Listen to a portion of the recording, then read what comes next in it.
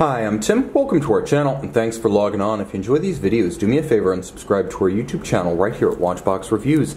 I would really appreciate it, and I promise to update daily. If you love this watch, you can see it and you can purchase it on our website, thewatchbox.com. And today we are discussing the quiet hit of SIHH 2018 from the IWC 150th Anniversary Jubilee Collection. This is the next generation IWC Portuguese chronograph reference 3716-01 in stainless steel, a 2,000-piece limited series. This watch features a 12-layer hand-lacquered dial, a 41mm stainless steel case, and an all-new in-house caliber 69355. On my 16cm circumference wrist, this is an easy watch to wear.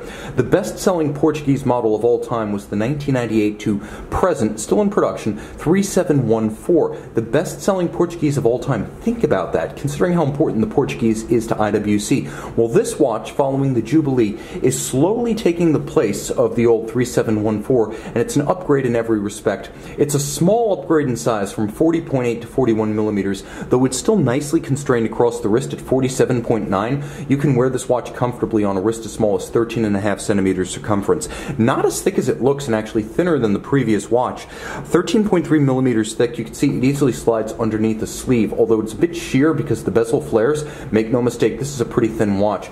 The spacing between the lugs is 20 millimeters, and the strap that's equipped is a handsome piece.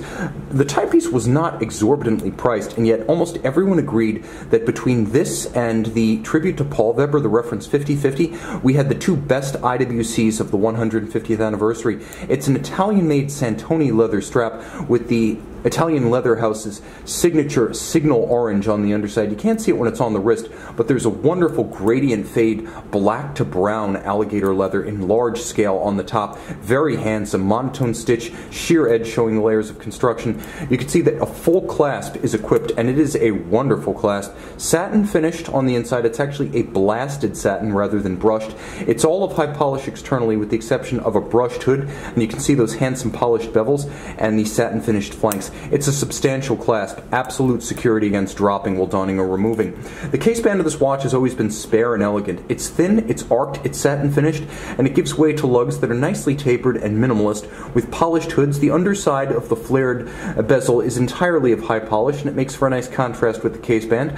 The watch features vintage-inspired pump-style pushers, and you can see, as with all Portuguese references, the bezel itself is extremely minimal. It's a silver halo around a center dial, and this watch is all about its dial. Believe it or not, the watch requires 12 individual steps to go from the iron blank that's used to create this dial through several layers of blue lacquer application, and then additional layers up to an additional 8 to create the clear protective cap that adds to the gloss and the gleam of the blue base. The watch is also cooked in between each of those clear lacquer applications to effectively cure that clear lacquer, and finally it is entirely hand buffed and finished to a mirror shine.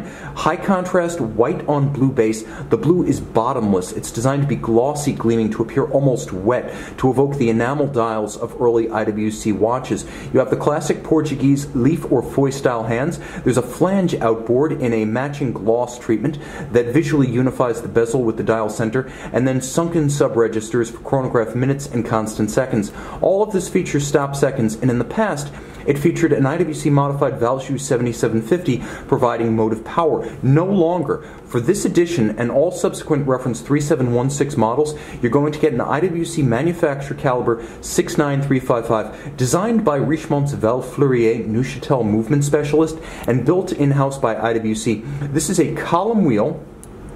You can see the column wheel. You can also feel it and hear it. A column wheel, bidirectional automatic winding, magic lever automatic system, 46-hour modern chronograph caliber that is a drop-in replacement for the old Valjoux 7750. It features a golden medallion inside a skeletonized and machined rotor. You see black polished center. It features bidirectional winding using magic lever, which is a Paul-based system that is similar to but not identical to the Peloton winding system. You can see the balance beating away at 28,800 vibrations per hour. Circular Cote de Genève across the bridge tops, and you can see all of the screw heads have been polished. It features 27 joules and 5-position adjustment, which is impressive because 5-position adjustment is exactly what you will find in a chronometer. So IWC bearing its soul here, both aesthetically and mechanically, giving you quite a bit of refinement. 5-position adjustment is anything but par for the course. And the timepiece, now with an in-house caliber, or effectively in-house manufactured, also gets the first display caseback on the Portuguese or chronograph family. The old 3714s featured solid casebacks. They were handsome, but this is better. 30 meters water resistant. It's not an aquatic timepiece, nevertheless it is a remarkably versatile watch. Short of swimming, this is an all-the-time timepiece. You can see this IWC 150th Anniversary 2000 piece limited edition and make it yours on the Watchbox.